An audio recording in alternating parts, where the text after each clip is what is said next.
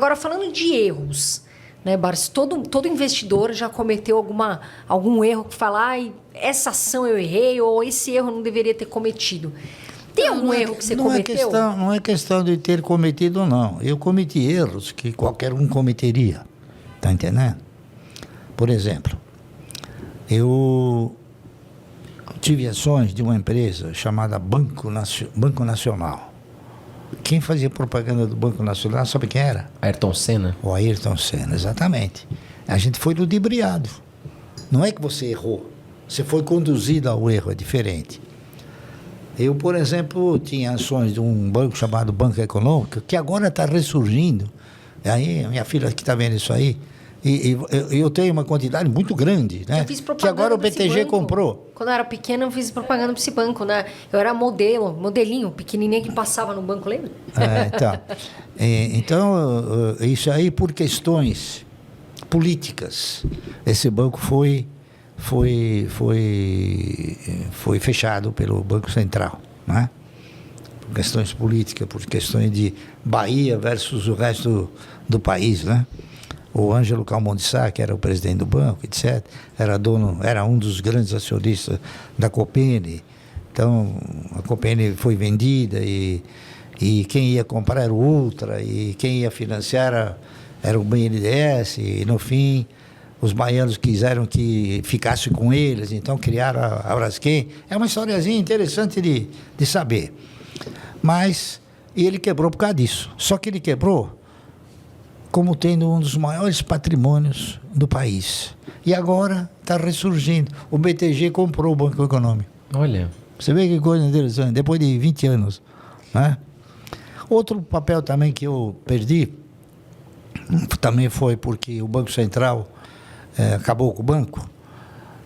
Era um banco pequeno, mas tudo isso era comprado recebe o dividendo, compra mais desse, compra daquele, entendeu? Então, não houve uma mutilação patrimonial, houve uma perda, tudo bem, entendeu?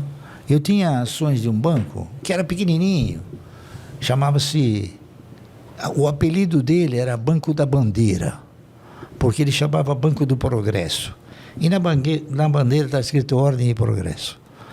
E ele quebrou. Era um banco pequeno. Como eu tenho ainda ações de um banco pequeno, que chama Banco Mercantil do Brasil, que nunca quebrou.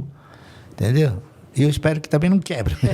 Tá entendendo? Mas se eu perder, isso não afeta o patrimônio, entende? É coisa insignificante. Como foram insignificantes as demais perdas. Aliás, foram perdas que não se consolidaram.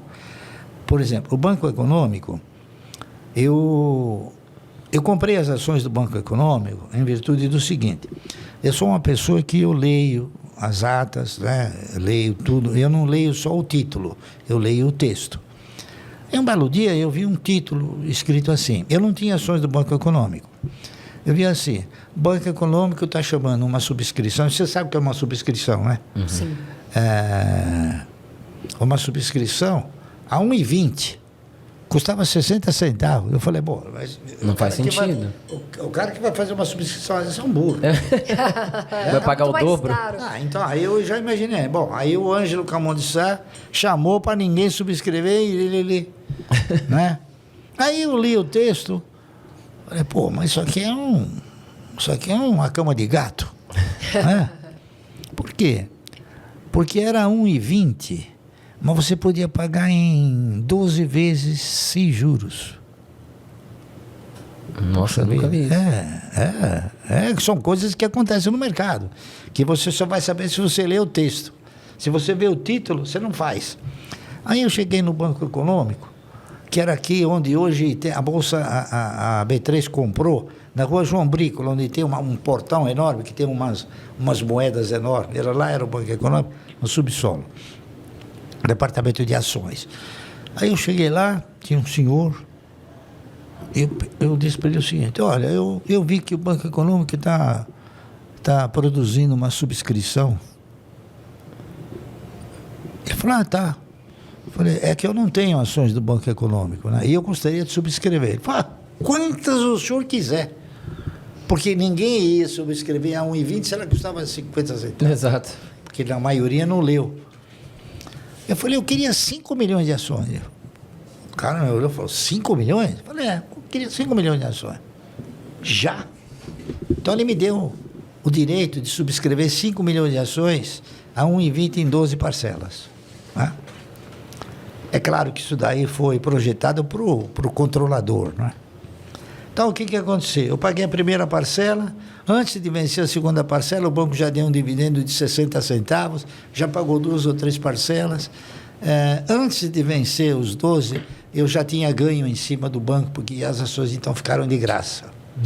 Então, eu não perdi nada, entendeu? Aí peguei muito, fiquei um monte de tempo recebendo dividendo, comprando outros papéis, né? E é isso aí. Isso é e um belo história. dia o governo chegou e falou, olha, eu vou fechar o banco. Fechou o banco. Agora vai reabrir. Então, quer dizer que até nisso eu vou ter sorte. Olha. Que alguma coisa... quanto é que vai ser, Luiz? Não tenho ainda. Bom, eles estão pleiteando pagar para os minoritários R$10, né? E para pagar para o controlador 14. E os minoritários estão se organizando aí para fazer com que também eles Algo recebam que ninguém 14. esperava que ia voltar, do nada. Era um defunto. O mundo dá voltas, né? O mundo dá voltas. Exatamente. E o maior acerto, Barsi, que você teve? Assim, um case que você acertou. Eu não tive um maior, eu tive muitos acertos. Pode citar uns 3, assim? Eu tive acertos, todos eles foram acertos, né?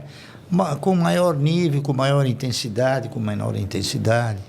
Por exemplo, a Klabin foi um ótimo papel que eu tive a oportunidade de colocar na minha carteira.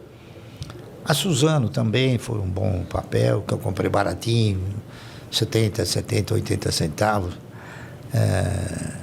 O Banco Santander.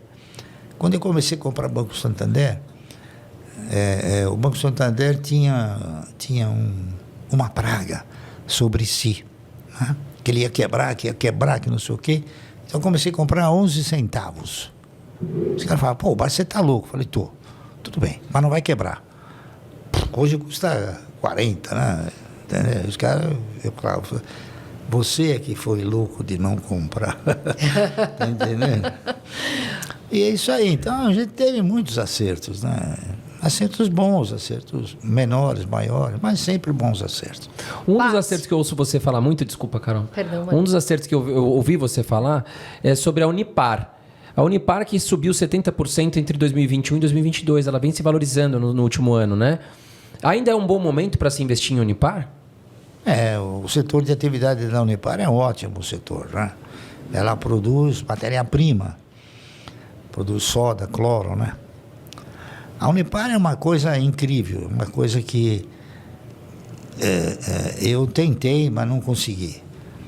A Unipar, nós chegamos a comprar a Unipar a 25 centavos. E nos preços de hoje, Barsi, você acredita que, mesmo com essas altas recentes de Unipar, ainda está um valuation atrativo para investir? Olha, eu diria o seguinte, não que a Unipar não seja um bom ativo para você investir, mas você tem ativos mais atrativos. Que estão Por mais exemplo, baratos e são bons, né? Você nesse tem momento. papéis do mesmo segmento que custam menos da metade do que ela custa. Por exemplo, o Braskem. Entendeu? Entendi. Então, ela não é que chegou no ápice, não. Mas eu acho que existem outras oportunidades melhores.